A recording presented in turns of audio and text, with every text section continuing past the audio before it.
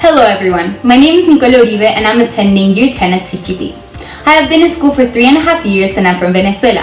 However, I've lived in many other places too, other than my home country, including Romania, Spain, Mexico, and Italy. And well, now I live in Colombia.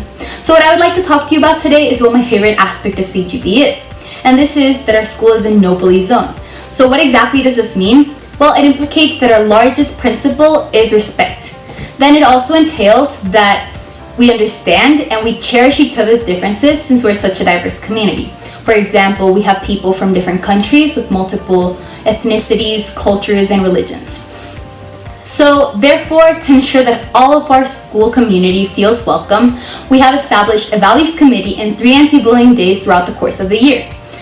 And then, having said that, our school does not endorse any sort of bullying, making it a very nurturing environment for every one of its members. So I hope that these few words give you an insight of how wonderful our school community is, and I wish you all the best. Thank you. We want to remind you that CGP is a caring community. The aim of our school is to prevent all forms of bullying so that our students can live and work in a safe and happy environment.